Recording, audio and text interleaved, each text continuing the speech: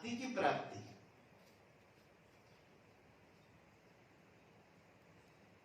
वेद स्तुति में हम लोग पढ़ रहे थे, बोले कि वेद भगवान कहते हैं कि भगवान जो आप सबके अपने हैं, जैसे कंठ में कोई हार डाला हुआ है लेकिन वह विस्मृति हो गई, पीछे की ओर हाथ बांध ऐसे चला गया, तो उसको लगता है कि कहाँ गया, माला कहाँ है, माला कहाँ है। विस्मृत कंठ मणि इव। ऐसे ही हम लोग मानते हैं कि भगवत विस्मृति हुई है और सत्संग से वो स्मृति मिलेगी। इस बात को पितामह ब्रह्मा ब्रह्म मोहन लीला के पश्चात वृंदावन में आकर के स्तुति करते हैं और स्तुति करते हुए बड़ा ही सुंदर भाव देते हैं।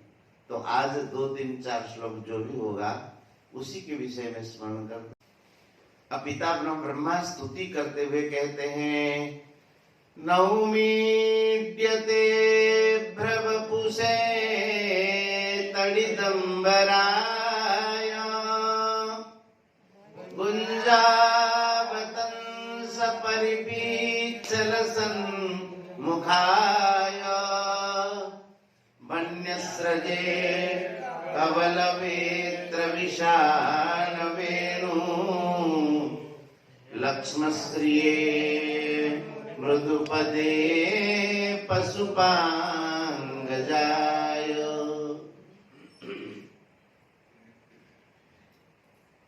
केड़े सुंदर भाव देखो। नौमीड्यते भ्रवपुषे तडिदंबराय। अभ्र वपुषे, अभ्र का मतलब होता है बादल, मेघ। नील मेघ के समान जिनकी श्यामल अंग कांति है, ऐसे जो सुंदर नील कमल के समान जिनकी अंग कांति है, अभ्र वपुषे। और नील मेघ में जैसे बिजली चमके तो उसकी बड़ी विचित्र शोभा होती है, उसी प्रकार से भगवान की नील कमल के समान, नील बादल के समान जो अंग कांति में पीतांबर झिलमिला रहा है। तडिदंबराय, तड़ित माने बिजली, बिजली के समान पीत वस्त्र जो धारण किए हुए है पीतांबर, ऐसे पीतांबराय नवमी।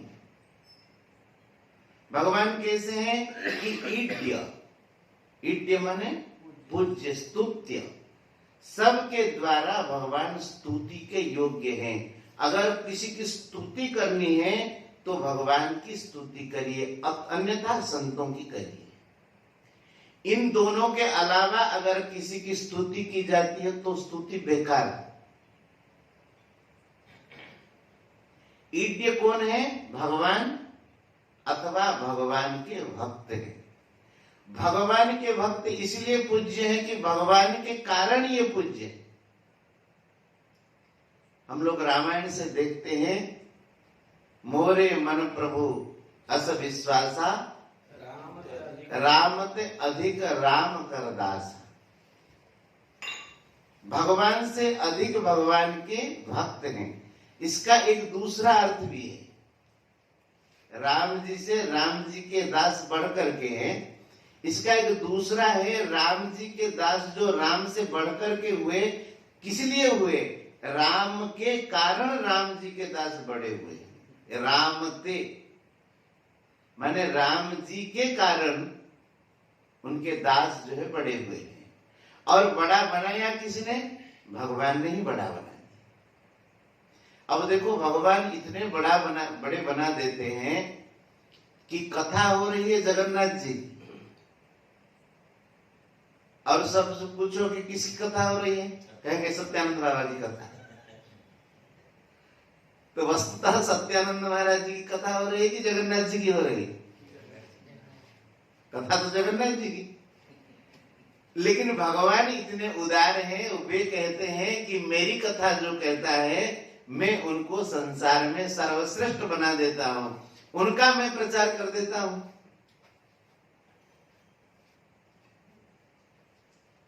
रामायण में एक और सुंदर भाव देते महाराज, कोई अगर सरस्वती को बुलाए, प्रेम भाव के वश में होकर के सरस्वती माता वहां जाके पहुंचती है। कोई कवि बुलाए, कोई संगीतकार बुलाए, कोई बुलाए, सरस्वती का स्मरण करते ही प्रेम भाव से पहुंच जाती है। लेकिन कोई अगर प्राकृत व्यक्ति का अगर गुण गाता है तो सिर कुट करके सरस्वती माता पश्चाताप करती, मैं कहां आ गई। और अगर सरस्वती को बुला करके भगवान की कथा गाए, माता बहुत खुश हो जाती है और उसी के ही कंठ में सरस्वती विजय करती हर समय के लिए जो भगवान की कथा गाए। इसीलिए संसार में दो ही पूज्य है। पितामह ब्रह्मा कहते हैं, हे भगवान आप ही इड्य है। इड्य माने पूज्य। आपको मैं नमस्कार करता हूं। नौमी इड्यते ब्रवपुषे तडिदंबराय कुंजावतंस परिपीच्छल सन्मुखाय। भगवान की स्तुति करते हुए कहते हैं कि आप क्या मुख कमल कैसा है। एक तो वर्णन कर चुके हैं श्री जयदेव महाप्रभु गीत गोविंद में, बड़ा ही सुंदर भाव प्रकाशित करते महाराज।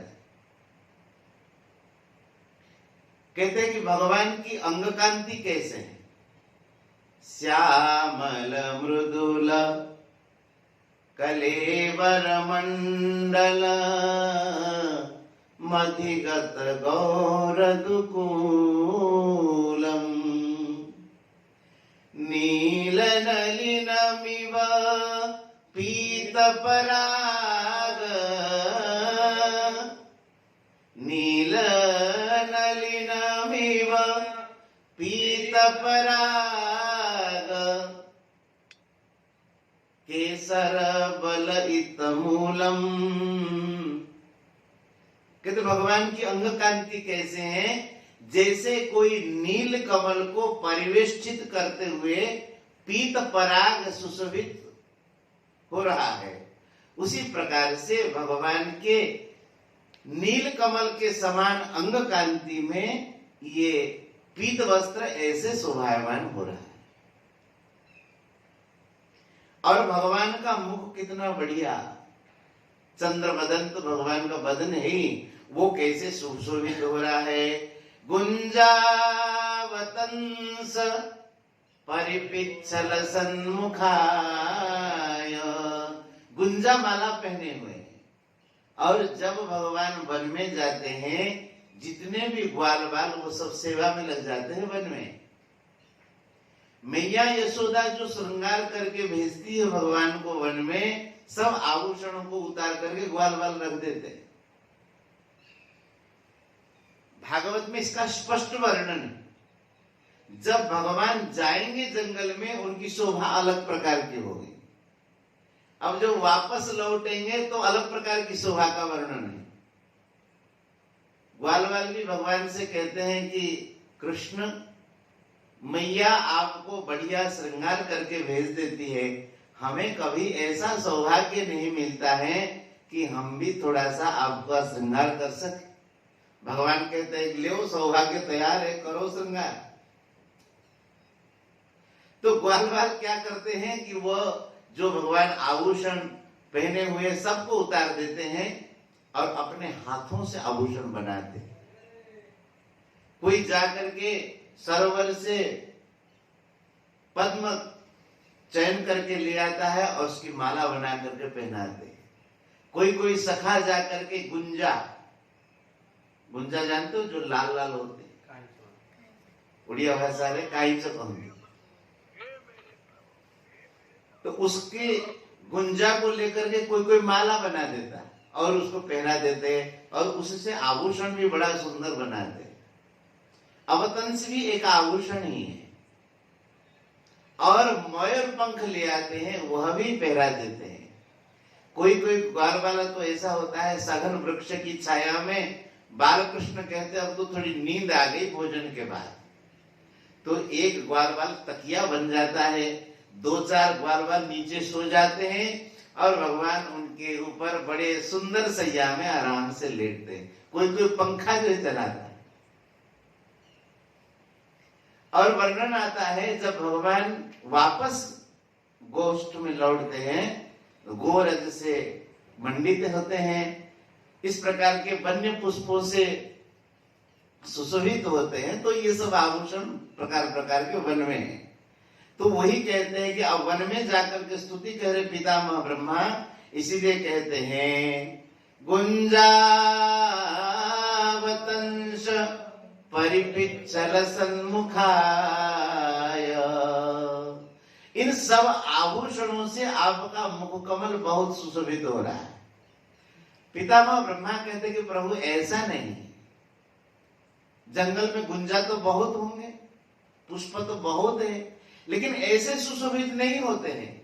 जब ग्वाल बाल उसका चयन करके आपको समर्पण करते हैं माला बना करके, तो आपकी बड़ी शोभा होती है। ये आपकी शोभा नहीं होती है, इससे ये आभूषण आभूषित होते हैं। आभूषणों भूषित भूषणांग, भगवान का अंग इतना चिन्मय है, वह आभूषण भी भगवान के अंग में पधार करके वो बड़े सुशोभित हो जाते हैं। और उससे हमको लगता है कि भगवान सुशोभित हुए। भगवान तो बिना वस्त्र के ज्यादा अच्छे लगते। मैया यशोदा लाला को जब बिना वस्त्र के देखती थी तो बहुत प्यार उमड़ता था, तो एक काला टीका लगा देती थी, कहीं मेरे लाल को नजर न लग जाए। तो भगवान के श्रीअंग में ये आभूषण सुशोभित हो जाते हैं। भगवान कभी कभी आभूषणों को कृतार्थ करने के लिए कहते हैं कि चलो आपके कारण मेरी शोभा हो रही है, ये भी मैं संसार को दिखा देता हूं। इसीलिए गुंजावतंस परिपिच्छ लसन मुखाय, ऐसे जो भगवान हैं उनके चरणों में प्रणाम। और क्या क्या धारण किए हुए हैं? वन्यस्रजो कमल वेत्र विशान वेणु। वन्यस्रज, स्रज कहते माला, वनमाला। वनमाला किसी को कहते हैं तुलसी कुंद मंदार पारिजात सरोरुहि आजानुलंबिनी माला वनमाला तदोच्यते। तुलसी, कुंद पुष्प, मंदार, पारिजात पुष्प और कमल, इन कमलों से पांचों पुष्प से सुशोभित जो माला है वह आजानुलंबिनी, घुटनों से नीचे तक वो माला, ऐसा नहीं कि यहां तक गर्दन। ठाकुर जी की माला जो है ऐसे जैसे हाथी चल के जाए और माला आगे आगे झूले, इस प्रकार से ठाकुर जी की शोभा है। आजानुलंबिनी माला वनमाला तदुच्यते, उसको वनमाला कहते हैं। और भगवान जो है ऐसे वनमाला धारण किए हुए है। वनमाला किसने पहराई? मैया यशोदा तो मोतियों की माला पहरा करके भेजती है, और ग्वाल वाल जंगल में वन्य पुष्पों का चयन करके माला बना के पहना देते। विविध प्रकार के मिट्टी ला करके ठाकुर जी के कपोल में, होठ में और मस्तक में चित्रावली बना देते, सुंदर सुंदर। एक लाल मिट्टी में बनाता है, दूसरा उसके ऊपर काले मिट्टी में बनाता है। इसका भी बड़ा सुंदर वर्णन है। जब मथुरा की ब्राह्मणिया आती है, श्यामम हिरण्य परिधिम वनमाल्य वरहा धातु प्रवाल नटवे समनुप्रतान से। धातु, धातु माने ये वन के विविध प्रकार के रंग रंगीली मिट्टी से बाल बाल जो है कपोलादि चित्र बना देते। इसलिए विचित्र, विचित्र का अर्थ होता है जो चित्र के ऊपर चित्र किया जाए वो विचित्र हो जाता है। विशेषण चित्र विचित्र, विशेष चित्र का मतलब अब भगवान की कैसे शोभा होगी। एक लाल मिट्टी में आकर के यहाँ बना दिया चित्रावली, पत्रावली। दूसरा आता है वो काली मिट्टी लेकर के आता, वो भी बना देता है। तो चित्र के ऊपर चित्र, वो विचित्र हो गया ना। श्यामम हिरण्य परिधिम वनमाल्य वरह धातु प्रवाल नटवेश मनुव्रतान से, इस प्रकार की छवि है। तो यहाँ कहते वन्य स्रजो कवल वेत्र विषाण वेणु। और भगवान की कैसी शोभा, वनमाला धारण किए हुए हैं, हाथ में दधी भात लिए हुए। कवल, कवल कहते दही भात। और केवल दही भात नहीं, खाली दही भात आदमी नहीं खा पाएगा, खट्टा खट्टा लगेगा। उसके लिए नमक चाहिए, अदरक चाहिए, मिर्ची चाहिए और अचार भी चाहिए। इसलिए भागवत में कहते तत्फलानि अंगुलीषु। भगवान जब बिभ्रत वेणुम जठरपटयो शृंगवेत्रे च कक्षे वामे पाणौ मसृण कवलम तत्फलानि अंगुलीषु। अंगुलीषु माने अंगुलियों के बीच में उस दधी अन्न का फल। फल मतलब अब दही भात खा रहे, थोड़ा मिर्ची चबाने की आ गई तो मिर्ची उठा करके फिर उसमें अचार, कभी अदरक, कभी टेंटी का अचार, कभी केरी का अचार, जो भी मिल जाए। तो कहते हैं कि हाथ में दही भात सुशोभित है, कवल वेत्र विषाण वेणु, बंसी भी धारण किए हुए हैं। और जब भगवान प्रसाद सेवन करते, वैष्णव में ये प्रथा है, प्रसाद सेवन जब ठाकुर जी को भोग लगाते हैं तो बंसी उतार देते हैं। अगर नहीं उतारते तो उतारना चाहिए। तो भगवान ये फेंटा में बंसी को खोस देते हैं। वेत्र विषाण आदि को कहां रखते हैं? बोले कि ऐसे दबा करके रखते, कांख में। वन्य स्रजे कवल वेत्र विषाण वेणुम लक्ष्म श्रिये मृदु पदे पशुपांग जाय। भगवान के चरण कमल अत्यंत कोमल है। कमल की कांति को भी लज्जित करने वाले भगवान के सुंदर कोमल कोमल लाल लाल चरण है। लालिमा से युक्त चरण, और जिनमें की ध्वजांकुश आदि चिन्हों से जो चित्रित है। और भगवान पशुपांग जाय, पशु कहते हैं भावानंद को, और पशुन पाती पशुप, जो गोमाताओं की रक्षा करे, उनका पालन करे, वे बाबानंद हैं। और अंग से उत्पन्न है, इसलिए भगवान का नाम पशुपांग है। ऐसे भगवान पशुपांग जाय, और जो कि पूज्य है, ऐसे भगवान के चरणों में मैं प्रणाम करता हूं। ब्रह्मा जी की स्तुति महाराज बहुत दिव्य स्तुति। किसी भी ग्रंथ का जब आरंभ से क्रम से अध्ययन होता है तो उसका बड़ा एक आनंद आता है और बोध भी बहुत अच्छा होता है। ब्रह्मा जी फिर क्या कहते, कथा रहता में कौन गोटे जोड़े श्लोक पहला तो समय पड़ेगा, चल चल आगे को चल, सारा मालती को तो ये रही जाउछि, जो रस माल गुड़ा तो रही जाउछि ना भीतर भीतर। पुणी ब्रह्मा कण कहउछन्ति कि भगवान अस्यापि देव वपुषो मदनुग्रहस्य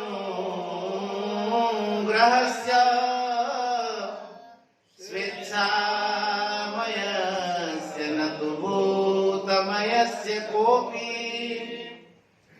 लेशे मयि त्ववसितुं मनसान्तरेण साक्षात् तवैव किमुतात्म सुखानुभूते। आहा, ब्रह्मा जी आज भावगत रही जाए। बोले भगवान आपणकर जो सुंदर स्वरूप मु वर्णना कली, ये सुंदर स्वरूप आपण आउ कहा धारण करना, ये मो पाई धारण। देखो ठाकुरंकर दर्शन कला बेले सदा बेले मनरे यही भावना रहिबा कथा कि भगवान जो सुंदर स्वरूप सी केवल मो पाई ही ठाकुर धारण कर। महाप्रभु जगन्नाथ आसिक विराजमान हेले आम मानक मनरे भावना रहिबा कथा नित्य आमे जाई जगन्नाथ धाम दर्शन कर पाऊ। आम ऊपर कृपा करने ठाकुर आसिक आम पाखे विराजमान प्रतिदिन जाइए समस्त दर्शन करे। जितेबले भगवान श्री राम को वनवास हो जाइए वनवास हो जाइए कौन पितृ वचन रक्षा करने भगवान निजे स्वीकार कर। लक्ष्मण को एक कथा जना पड़ी बड़ विव्रत हो पड़ी लक्ष्मण आसिक भाई की पचारि श्री रघुनाथ कहले कि हाँ पितृ आज्ञा मानिक मत जीवा को पड़िबो। लक्ष्मण कहते मु तम सांगरे जीवी। भगवान कहले देखो लक्ष्मण ये उचित नुह। बापा एकाकी भरत शत्रुघ्न मामू घरे अछंती आउ मो विरह बापा आमर बहुत दुखी जना नाई तांगर शरीर रहिबो कि न रहिबो। मते तो पितृआज्ञा है तेणु मु जीवी बने तमे एठी रह। लक्ष्मण एतिकी शुणिला पर जेमिति अनंत नाग सी फं कला भलिया उठी पड़िचंदी कहले प्रभु मोर संसार रे आउ केही नांती तमे ही मोर सब किछि। पिता माता गुरु भाई मु कहा को किछि जानि तमको छाड़ी मु रह पारे। भगवान जानिछंती लक्ष्मण का भाव तेणु कहले ठीक अच्छे आ अधिक समय विलंब करना जाइए मांगठू आज्ञा नहीं कि आस। लक्ष्मण को मुंडरे आउ गोटे वज्र पड़ला भाविले मार तो स्नेह जेते हेले भी काले जदि माँ सुमित्रा मना कर दियंती कि नहीं मु मो पुओ को छाड़बेनी बोली पितृ आज्ञा ठारू मातृ आज्ञा आहुरी अधिक गुरुतर हो मु कौन आउ प्रभु सांगे जाई परिबिनी वन को भारी डरी डरी की जाएगी पहुंची माँ सुमित्रा आगे प्रणाम कर कहले माँ आज पर्यंत मु किछि मागिनी यही गोटे कथा मागुची तमे मते दब। माँ कहले कौन मागुच कहले कि माँ मो बड़ भाई रामचंद्र को वनवास हो जाइए मु भावुची तांको सेवारे जीवा।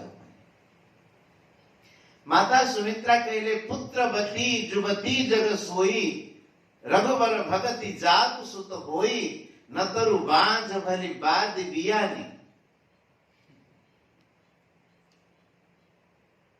कहले मु आदि संसार में पुत्रवती हेली।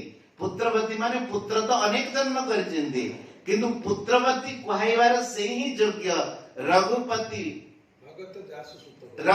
भगत जासु सुत होई न तरु बांझ भली नहले माँ बांझ हवा उचित। तार कौन सी निजर जौवन को नष्ट करके पुत्र जन्म कर किसी लाभ ना। आउ सेठी गोटे सुंदर कथा कहले कहले लक्ष्मण तू एक कथा भाव रामचंद्र तो पाई एक वन को जाउछु। लक्ष्मण बड़ विव्रत हो गले मु कौन भूल करी मां मो पाई प्रभु वन को जाउछंदी तुम्हारे ही हेत राम बन जाही तुम्हारे हेत राम बन जाही ताग पछी दूसरी हेत तात कछु नहीं। कहले कि प्रभु जो वन को जाउछंदी तुम्हारा ज्येष्ठ भ्राता से तुम पाई का वन को जाउछंदी। कहले ना ना मां मु किछ करनी से तो सब मंथरार कुचक्र पड़ी कि माँ कई के ये सब करची। सुमित्रा कहले बाबू तू बुझी पारिलुनी तो पई भगवान वन को जाउछंदी काहेकि सुन रघुनाथ जदि अयोध्या रे रहिबे से रघुनाथंकर सेवा करबा पे अनेक सेवक सेविका लागि थान तो सेवाटा बांटी ही जाए ना। रघुनाथ वन को एथि जीवा को अंगीकार करछिंदी कि लक्ष्मण को संपूर्ण सेवा केमिति मिलिबो एथि जीवा। तुम्हारे हेत राम बन जाए। रामचंद्र एइथिपाई मन को जीवा को अंगीकार कले कि एठी तो सब सेवा बंटा हो जाउची, किंतु लक्ष्मण तो एकाकी सेवा रे रहबे ना अरण्य रे। तो माता सुमित्रा कहले कि तुम पाई एका जाउछुंदी, प्रभु वन को जाउछुंदी, तेणु चिंता करिबा ने आनंद रे प्रभुंकर सेवा कर। मां जाने के होचुंदी तुमार माता, आउ ज्येष्ठ भ्राता रघुनाथ होचुंदी तुमार पिता, आउ जंगल तुमार राज्य, तुम आनंद सेठी राज्य कर। आम समस्तंकु एक कथा अनुभव करिवा कथा, ठाकुरंकर जो अवतार हेछि से आम माननको पाई हेछि। जेमिति पितामह ब्रह्मा अनुभव करुचंती कि अस्यापि देव वपुषः मदनुग्रहस्य स्वेच्छामयस्य न तो भूतमयस्य कोपि। हम लोग संसार में कहें हम तुम्हारे लिए आए हैं, ये कहना उचित नहीं है, क्योंकि हम लोग पंचभौतिक शरीर को लेकर के आए हैं और अपने अपने पूर्व कर्मों के अनुसार ही आए हैं। लेकिन भगवान जो अवतरित होते हैं, ये भगवान का अवतार किसी कर्म के वशीभूत होकर के नहीं होता है। न तो भूतमयस्य कोपि, भगवान जो साक्षात प्रकट होते हैं उनका अवतार धारण करना स्वेच्छामयस्य। भगवान कैसे अवतार लेते हैं? अपनी इच्छा से। अच्छा, भगवान की इच्छा क्यों होती है, कब होती है? वे स्वेच्छामय।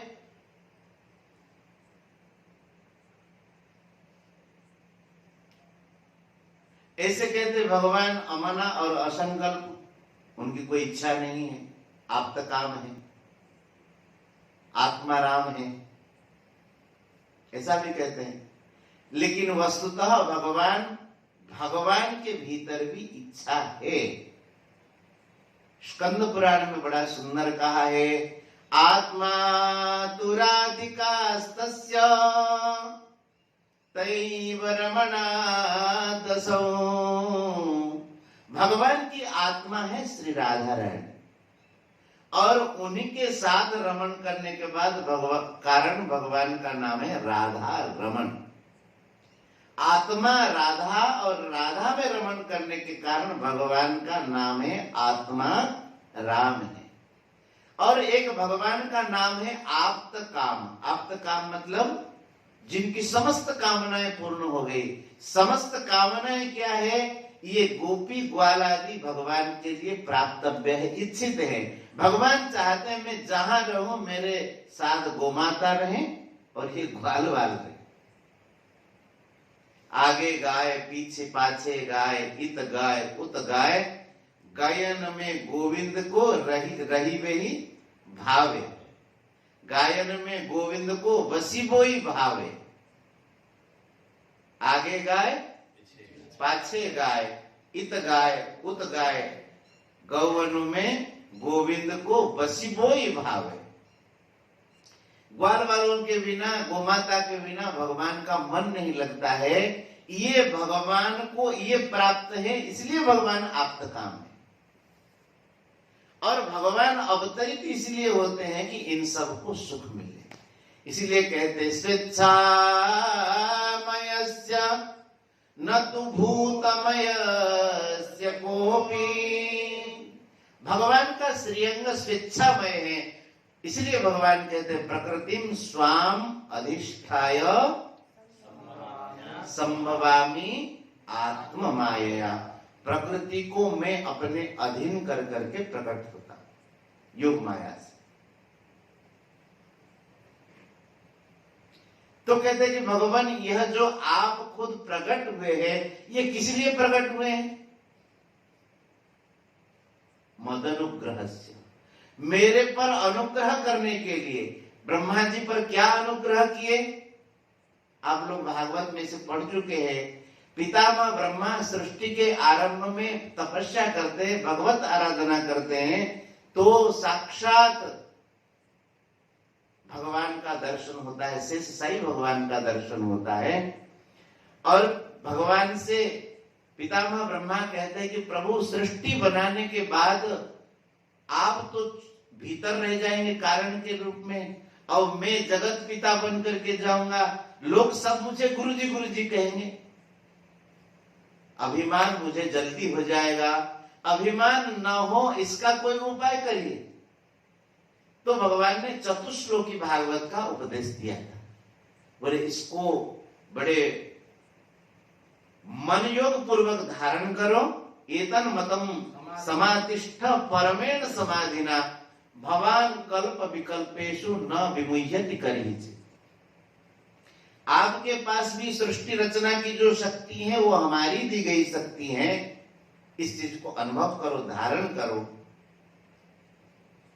पितामह ब्रह्मा धारण किए ही हैं, लेकिन भगवान ने सोचा कि पितामह ब्रह्मा कहीं भूल तो नहीं गए, ये जितनी भी शक्ति है ये मेरी शक्ति है, कारण को कहीं भूल तो नहीं गए।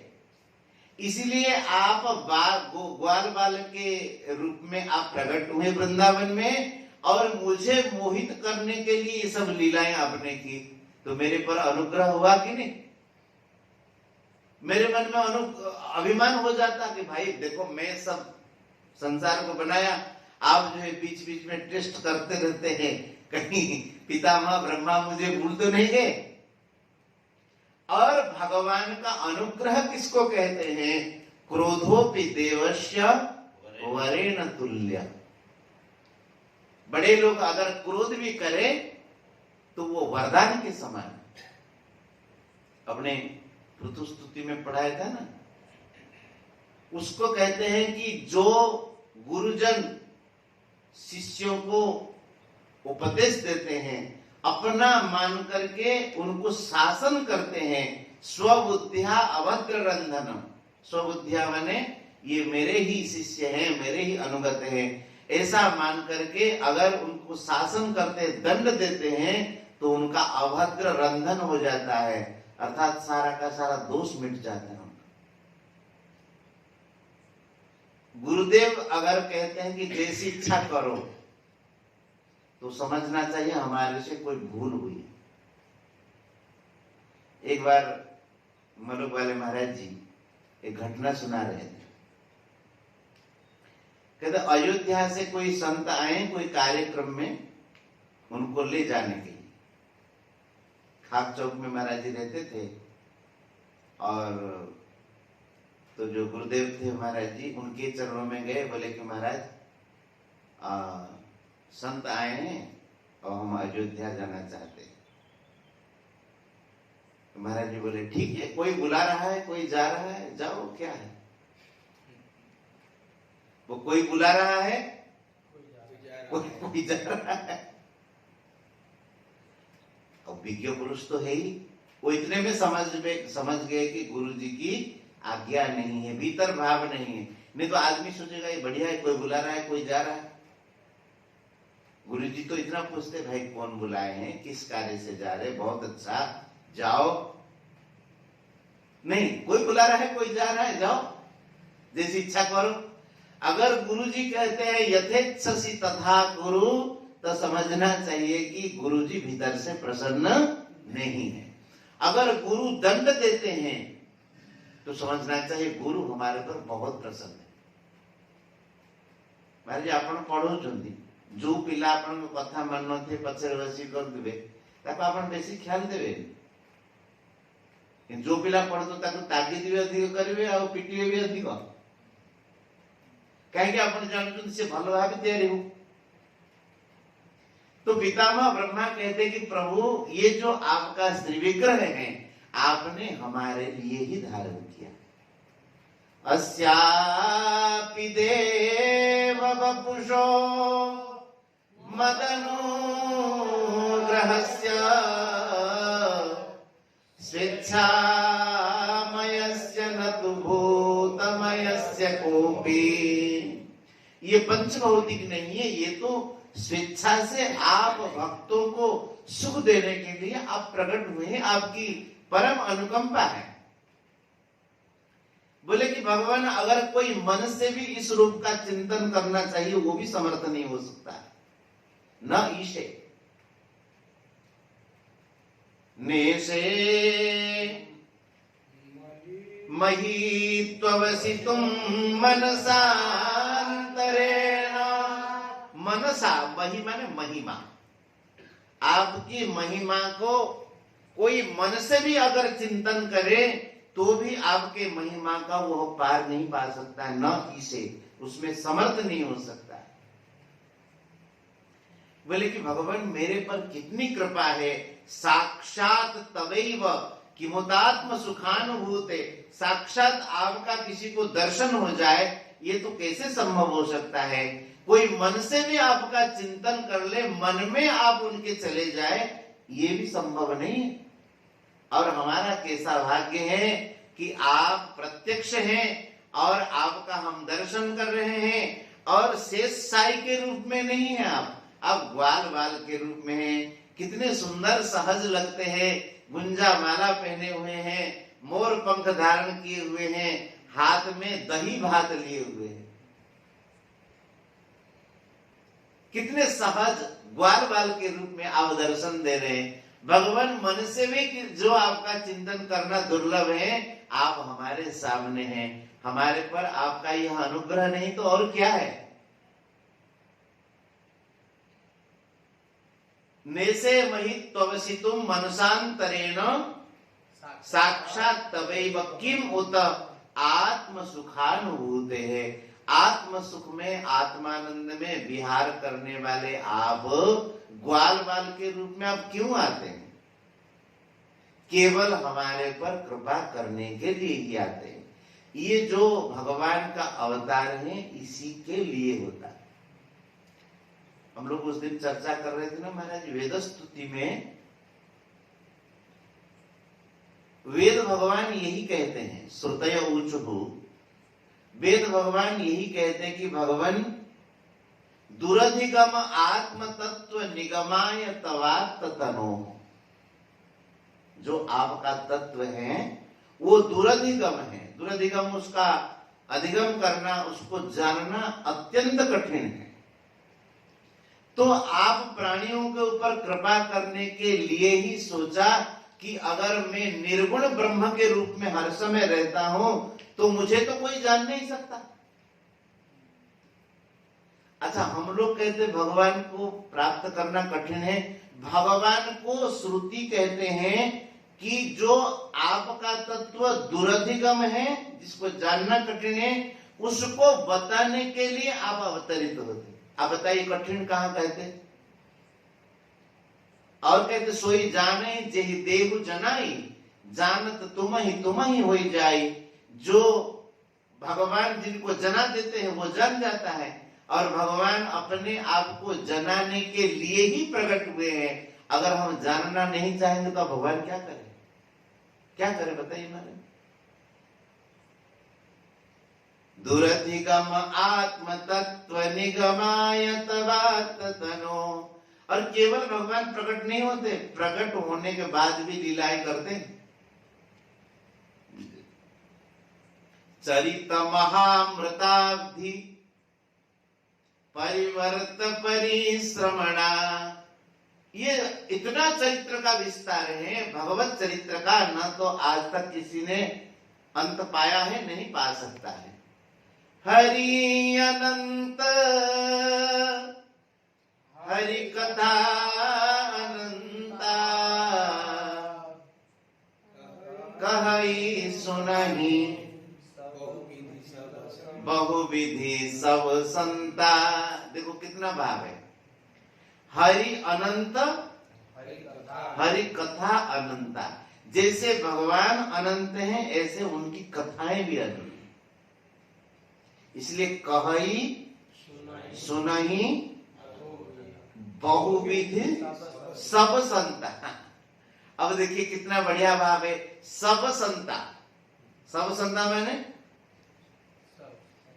जितने हो चुके हैं, जितने हैं, जितने होंगे वो सब सबके भीतर आएंगे।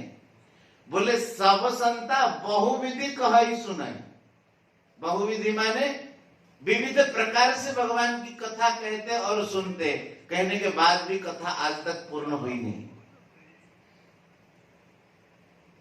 संकर्षण भगवान से भगवान ने कहा कि यह जो पृथ्वी है इसको आप अपने मस्तक में धारण करिए। संकर्षण भगवान बोले कि कब तक धारण करें? अब इसको कभी ना कभी नीचे रखेंगे कि खाली धारण करके रखेंगे, कोई समय तो होगा। तो भगवान ने कहा कि आप अपने सहस्र मुख से, 1000 मुख है संकर्षण भगवान, सहस्र मुख से आप मेरी कथा कहते जाइएगा।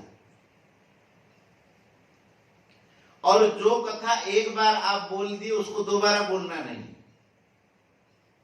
जब मेरी कथा पूरी हो जाए तब इस पृथ्वी को नीचे रख देना। आज तक न तो कथा पूरी हुई है और भगवान संकर्षण के मस्तक पर यह पृथ्वी सरसों के दाने के समान सुशोभित है। कथा पूरी होगी नहीं और भगवान संकर्षण धारण करके रखेंगे। तो इस प्रकार से भगवान की कथा अनंत है और भगवान भी अनंत हैं। बोले कहते हैं कि आपको कौन जान सकता, मन से भी कोई समर्थ नहीं है आपको जानने के लिए, लेकिन हमारा कितना सौभाग्य है कि आप आत्म सुख में जो रमण करने वाले हैं, जो आत्मानंद में विहार करने वाले हैं, हमारे लिए आप इस प्रकार से ग्वाल बाल बन करके आ गए हैं। ये प्रभु आप हमारे लिए यह श्री विग्रह का धारण किया है। और कहते हैं कि महाराज आपको पाना तो सबसे सरल है। ये श्लोक मन में आया था, इस श्लोक के कारण ये सब चर्चाएं हैं।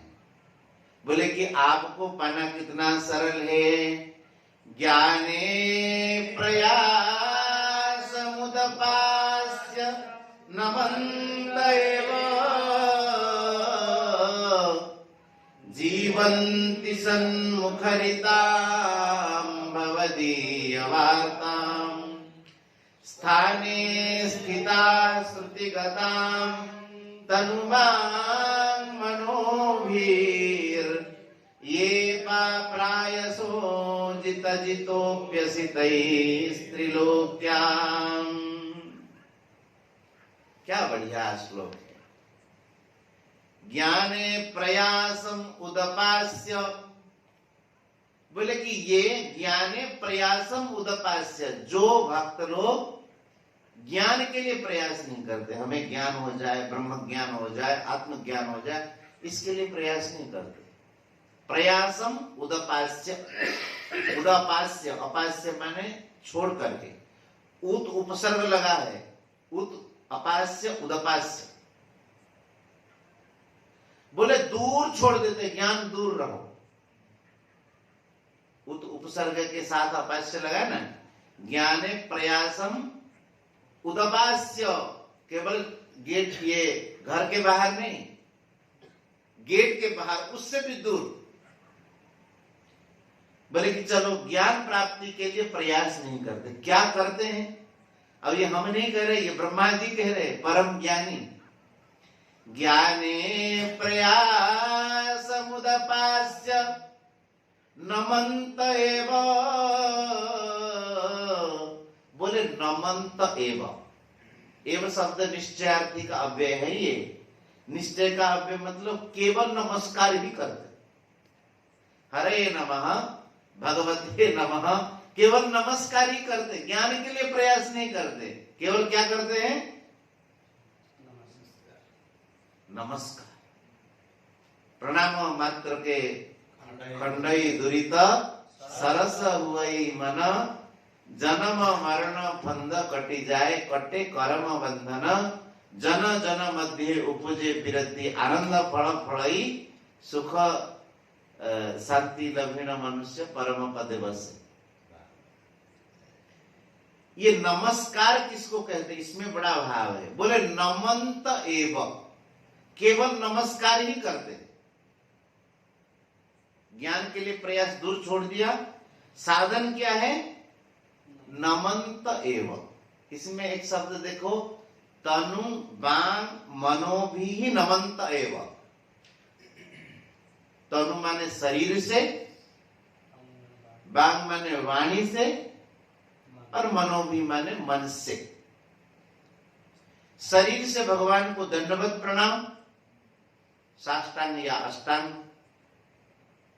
वाणी से भगवान के लिए नमस्कार है, और मन से नमस्कार है। नमस्कार का अर्थ है शरणागत हो जाना। मन मना भव मद भक्तो मद्याजीमाम। कहां का श्लोक है? मामे वैश्यसी युक्तैव। कहां का श्लोक है? और हाँ, 2 बार आया है ये। मनमना भव मद्भक्तो मद्याजीमाम नमस्कुरु। नमस्कुरु का अर्थ होता है भगवान के शरण हो जाना। नमस्कार का अर्थ बोले ज्ञान के लिए प्रयास नहीं करते, केवल नमस्कार ही करते। एक ही काम है, हे भगवान मैं आपका हूं, मैं आपका हूं, मैं आपके शरण में हूं। नमंत एव शब्द इसलिए लगाया, एव मतलब केवल नमस्कार ही करते, शरीर से, वाणी से और मन से। कितना सहज साधन है। और क्या करते हैं? बोले एक साधन और करते, ज्ञाने प्रयास मुदपास्य नमंत एव जीवन्ति सन्मुखरितं भवदीय वार्ताम्। श्रुतिगताम भवदीय वार्ताम। जो वेद शास्त्रों में आपकी कथा वर्णन है, संत महापुरुष जब मुखरित होते हैं, सन्मुखरिताम भवदीय वार्ताम। संत महापुरुष जब मुखरित होते। देखो महाराज कितना छोटे छोटे शब्दों में कितना भाव है।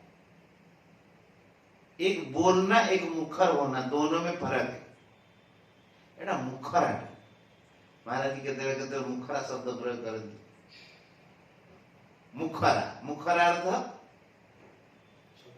मुखर अर्थ कौन?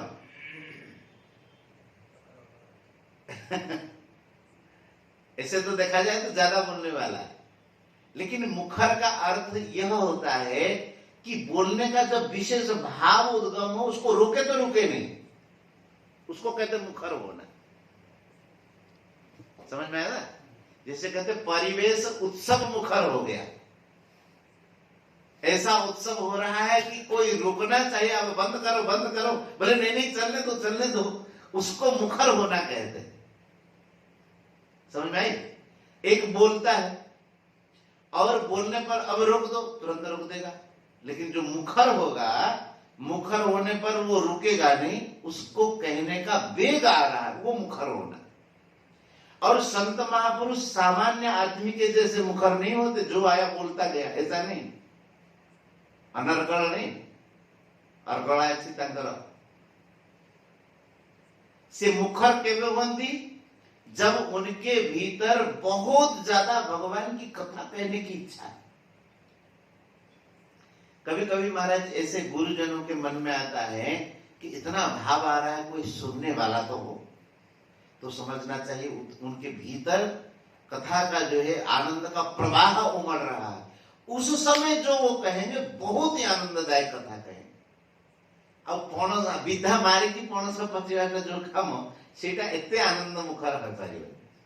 इसीलिए कहते हैं कि जीवंती सन्मुखरिताम भवदीय वार्ताम। आपकी कथा कहने को जब संतों के मन में विशेष उत्साह हो, कहने की इच्छा हो, रुके तो रुके नहीं, बोले उस समय सब काम छोड़ करके कथा ही सुननी चाहिए। जीवंती, जीवंती माने कथा मात्रिक जीविनः, कथा ही उनका जीवन हो जाए, कथा को छोड़ करके वो जीवन न रख सके। दो साधन हो गए, एक भगवान को नमस्कार ही करता है और दूसरे में संतों के द्वारा, संतों के मुखरित होने पर जब वह कथा सुनता है। जहां पर जैसे जिसको जिस आश्रम में जिस वर्ण में रहने को भगवान ने व्यवस्था दिया, स्थाने स्थिता श्रुतिगताम तनुवांग मनो भी, जिस आश्रम में जिसको रहने को व्यवस्था दी, जो जो व्यवस्था दी है वहीं पर रह करके अगर ये दोनों साधनों को कोई करता है तो कहते ते प्रायसो जितोप्यसि तैस्त्रिलोक्याम, तीनों लोकों में भगवान को कोई जीत नहीं सकता है। भगवान का एक नाम है अजित। अजित माने भगवान को कोई जीत नहीं सकता है, लेकिन भगवान को एक जीतता है। ते ये प्रायशः शब्द कहां प्रयोग करते हैं? प्रायशः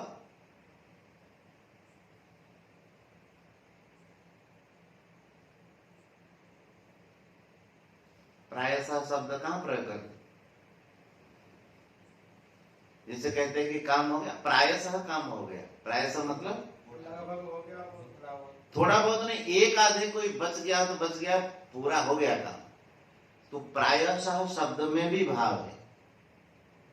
बोले ये माने जो करते ते प्रायशः, एक आधे कोई बच जाए तो अलग बात है, लेकिन जो इस प्रकार से भगवान के शरण होकर के भगवत कथा श्रवण करते हैं, संतों के द्वारा कहे हुए कथा का श्रवण करते हैं, बोले कि हे भगवान अजितः अपि, आप अजित होने पर भी प्रायशः वे माने ते, तई माने उनके द्वारा आप जीत लिए जाते हैं, अर्थात वे आपको जीत जाते हैं। ऐसा नहीं कि 100 भजन कर रहे तो एक आधे कोई भगवान को प्राप्त किया, ऐसा नहीं। प्रायशः 100 के 100 मोटा मोटी समझते प्राप्त हो चुके हैं। प्रायशः अर्थ से है ते, देखो ये और ते शब्द ये बहुवचन का प्रयोग है। यह यऊ ये सह तऊ ते, माने जो करते हैं वे सब प्राप्त हो जाते हैं। बोले एक आधे कोई भूल चूक हो जाए तो अलग बात है, लेकिन प्रायशः जो इस प्रकार से आपके शरणागत होकर के कथा सुनते हैं, वे आप अजित होने पर भी संसार में कोई आपको जीत नहीं सकता है। त्रैलोक्याम, तीनों लोकों में आप अजित हैं, फिर भी वे भक्त आपको जीत जाए। भगवत प्राप्ति कितना सरल साधन कहते। जो अनजान आदमी वही भगवत प्राप्ति को कठिन कहेगा, और जो अति जानकार होगा वो कहेगा उससे सरल कुछ है नहीं। श्री वृंदावन बिहारी लाल की, श्री जगन्नाथ महाप्रभु की। बस यही रोकते। गोविंद जय जय गोपाल जय जय गोविंद, गोविंद जय जय गोपाल जय जय, गोविंद जय जय गोपाल जय जय, राधा रमण हरि गोविंद जय